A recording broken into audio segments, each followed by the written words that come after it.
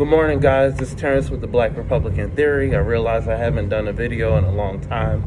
I figured I would do a video while on the treadmill, getting my exercise in, but also, just kind of explaining a lot of things and I guess my absence. So, and yes, I have my hair picked out.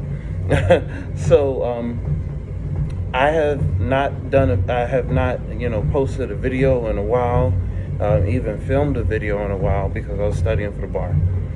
And while I will continue studying for the bar, I've chosen to defer sitting for the February bar and wait until the July bar because of so much work, family, and general personal life,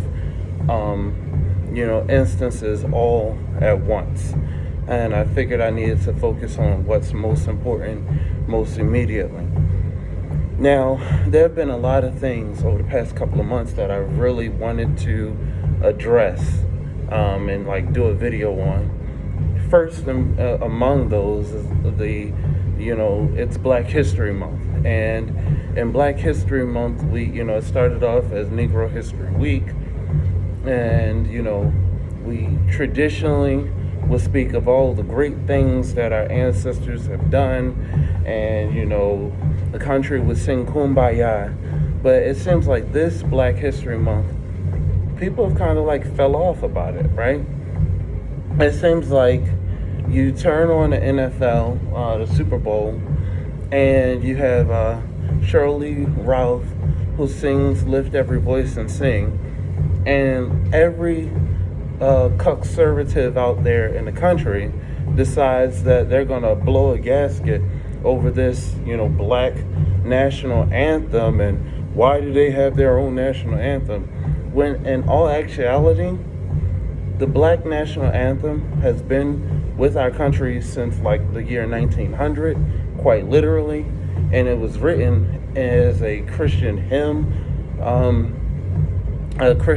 and honors actually, the perceived liberation that a former president granted Lincoln, and the advancements of Black people under him.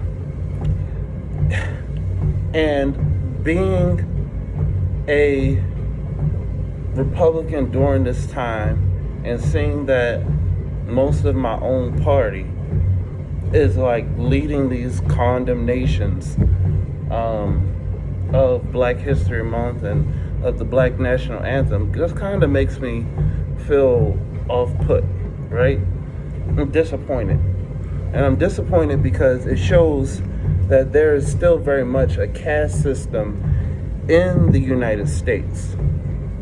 Now, if you're like me and you follow the Judeo-Christian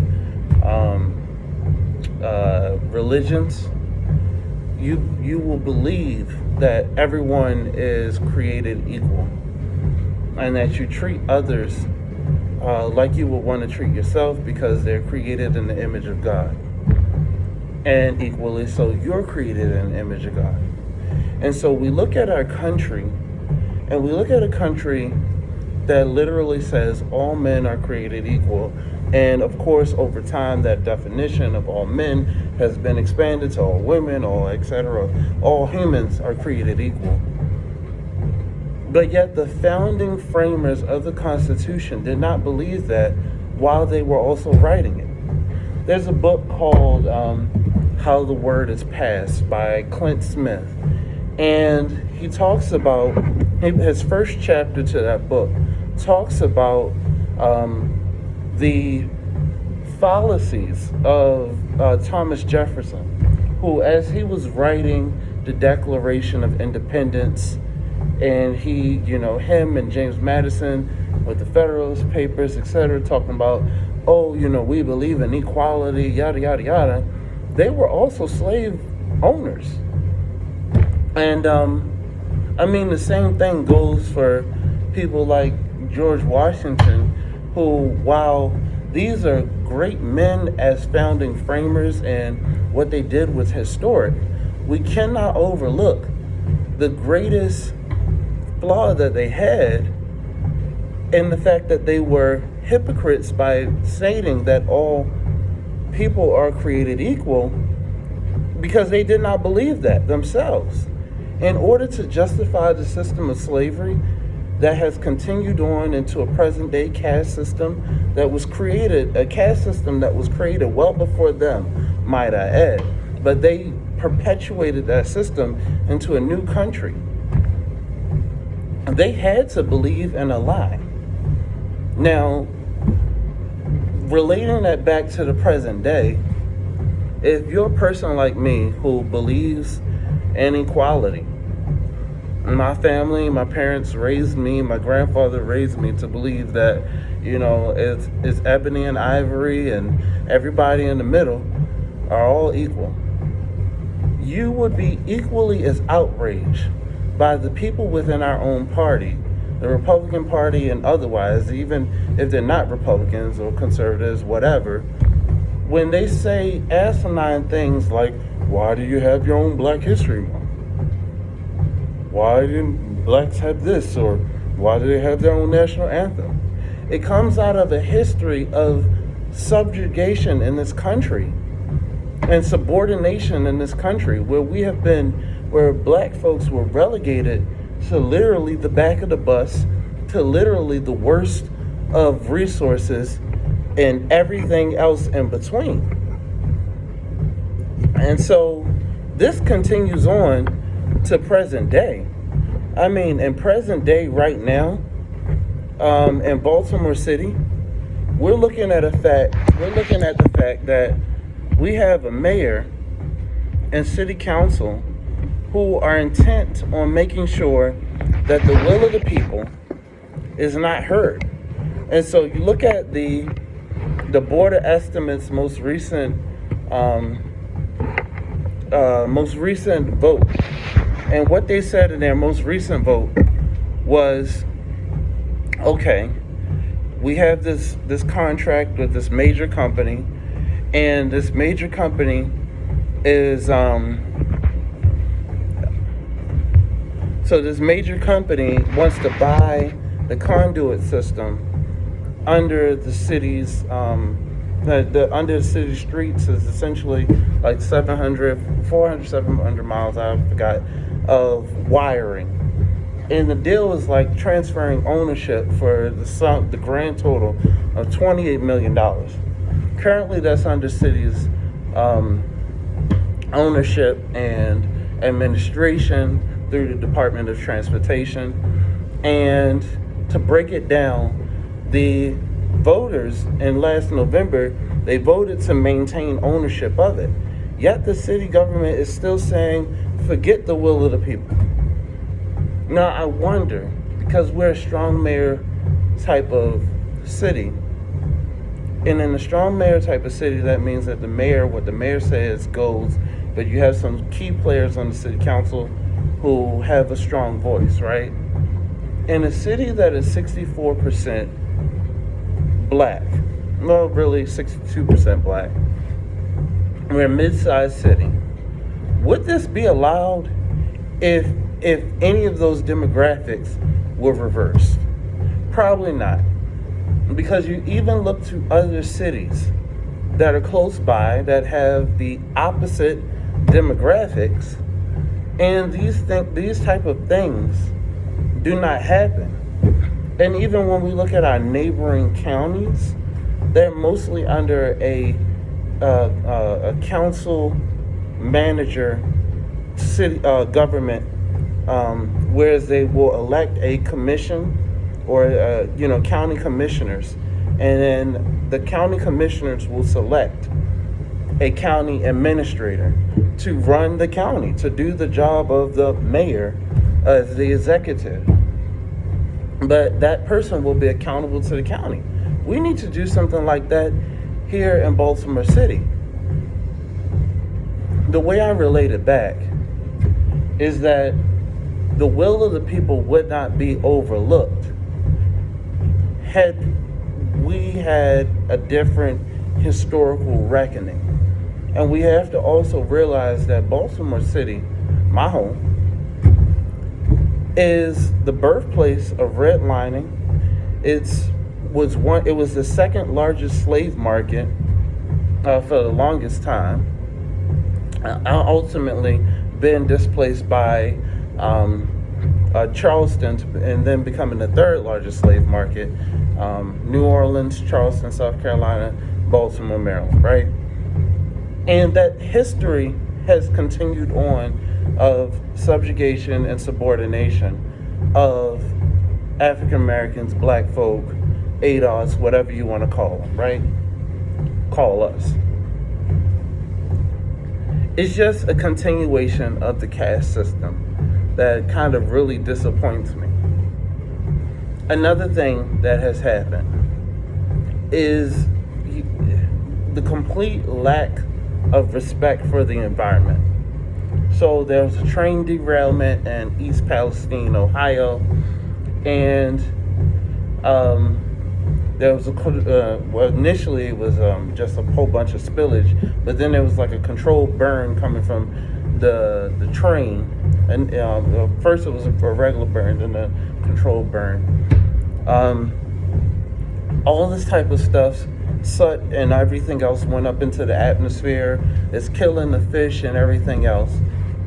And our presidential administration has decided initially not to provide aid to the people of East Palestine, Ohio, or to the people of Ohio, period. Because the governor, Mike DeWine, said, hey, we need help. And FEMA denied that. The president denied that. What? Yet we can send tons and tons of financial and military resources to other countries to fight wars that have nothing to do with Americans. And to literally fund Nazis over there, but we can't support Americans here? What sense does that make? That does not make any sense at all. Another thing. We have Nikki Haley, who has declared her candidacy for President of the United States. And I'm just going to be open and honest. I support her. I support her because during her years as governor, well, first off, I generally support women leadership because women tend to talk things out more than men. But also, and they also have more measurables that they assess by, deliver on, etc. That's proven in studies, yada, yada, yada. Okay, but I support her because during her time as governor, she actually increased the amount of employment. She brought more jobs by bringing more jobs to South Carolina, opening more factories in South Carolina. She stood up for, the traditional deliverables, Republican red meat things of gun rights, low taxes, etc. She came in on the tail end of to replace a governor who was like a complete S show. And, he's since out of American politics. He's a radio commentator now. But anyways, get back to it. And she also stood for what was right on the racial front, the correct thing to do. So after the Charleston massacre at I think it was Mother Emanuel or something church down there, AME church, when Dylan Roof decided to go try to shoot up a church while, folks were praying, 9 folks were praying on Bible study. And he actually sat through Bible study with them and then shot him up. She said, you know what? No, we have to have a racial reckoning in this country, and we need to take down the vestiges of slavery and of the Confederacy, including the Confederate flag. And she got Strom Thurmond Jr. to be on her side in doing that, taking down the Confederate flag, which is literally the flag of traitors, of rebels who decided to fight against the United States. Yet people want to wave this flag to say it's Southern culture. No, it's traitor culture. That's what that is. The Confederate battle flag represents not only slavery, but literal Confederate traitors to the United States who seceded from the Union to form their own country and fight against our country on the basis of protecting their economic system, which was undergirded by slavery. If Gettysburg had come out a different way, our country would not, we would not recognize our country today. All of the achievements that black folks have made, we would not recognize it. Beyond that and what she did with the Dylan Roof situation, she was also there for the Walter Scott situation. And with you had a man who he took off running. The police decided to shoot him while he was running. They shot him in the back several times over, and then they planted a gun on him. She made sure that that the police officer who did that wrong was prosecuted. And that provides a perfect segue over to the Tyree Nichols situation. So today, actually yesterday, because this is the early morning of February 18th, but yesterday, February 17th, the 5 officers who beat up Tyree Nichols after another officer pulled him out of the car and tased him. The 5 officers went to court today for, their arraignment? I think it was their arraignment, and set a trial date. But anyways, they all pled not guilty. Now, it's caught on video that they were beating the crap out of this guy. And it is black on black policing. Black police beating up black citizens.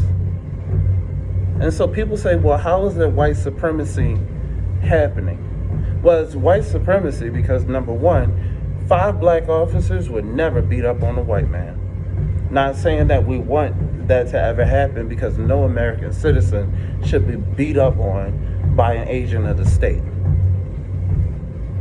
I support responsible policing. I do understand that police have to make split-second decisions, but what those 5 officers did, along with the officer who tased them, who was a white man, by the way, was indefensible. I got pulled over about 2 weeks ago. I was headed to work, and that also to drop my daughter off. And an officer pulled me over. Actually, I pulled in front of him and pulled over to the side, and then he cut on his light to ask me why did I pull into the side lane, the emergency lane. And I said, well, hello, officer. Well, no, first off, I do want to say that he did come to my window, my passenger side. He did the normal thing that officers do where they touch the back of your vehicle to leave their fingerprint in case you do something weird. Because actually traffic stops are the most dangerous type of stops for police officers. But get back to the point. He introduced himself. It was, hey, why did you ride down the side? And I said, sir, I did not. I said, first off, good morning, sir. I did not ride down the side. I pulled in front of you. And I want you to look at your camera, and you can see that I pulled in front of you. And he said, okay, but you were coming down for a while. I said, sir, no, sir. Look at your... And I normally say, yes, sir, no, sir, yes, ma'am, no, ma'am, even to my daughter. That's just how I was raised. I said, no, sir, look at your camera. Look at a rear view camera if you have one. And you'll see that I willingly pulled in front of you and that I did not ride down the emergency lane. He said, okay. He still asked for, license, what all that other stuff. And we actually joked about my daughter wanting fruit and all this other stuff, whatever her morning demands are as I'm taking her to daycare. I say that story to say that ultimately ended up being an example of good policing. And yes, the racial dynamics of that situation was I'm clearly an ebony brother and he was an ivory brother. And I mean, too often those type of things, these type of situations get blown out, and we don't talk about the instances of good policing that happens. Instead, we talk about all the instances of bad policing, which there are many, but no one is actually doing anything about it other than these few diversity hires of just pulling people with brown skin off the street and saying, hey, put this uniform on, without actually saying if they're qualified. Being a police officer takes a lot of work, and it takes a certain type of temperament and patience, quite frankly. And I'm not sure that the 5 officers that were charged for beating the crap out of Tyree Nichols had that temperament. They probably had patience to get the job, but they definitely didn't have the temperament to maintain it. We need to keep our high standards of policing. Right now, I can't speak for anywhere else in the country, but I can tell you in Baltimore City, they're starting to lower the standards of policing. And you can see it as demonstrated by how our officers are trying to flee the department because they're overworked, and we're down by 600 officers, according to the police department. Obama appointed judge, I think his name was Judge Felderman or something like that, and by the FOP, the Fraternal Order of Police, who is the police union, FOP 3. All 3 of those sources say we're down by 400 to 600 officers. And they're fleeing because of the lowered standards and reduced pensions, by the way, for these police officers. Who does this ultimately affect? It ultimately affects not only the taxpayers, but it ultimately affects the people who are the most underprotected and underserved, such as people who tend to be in low income and middle class communities. And it's starting to become a bigger and bigger and bigger problem, spreading to the neighborhoods that it did not traditionally affect. That crime did not, overt crime, open crime, violent crime, property crime, did not openly affect. But it's starting to happen here, guys.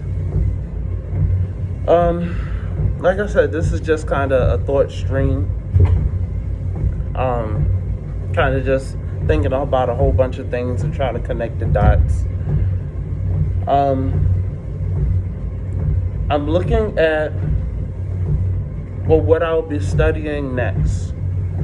I'll be connecting over the next couple of months, in addition to studying for the bar, connecting the dots between our past injustices, the places that those injustices took place or happened, and how that injustice has continued on. All right, guys, this has been Black Republican Theory. Thank you for tuning in.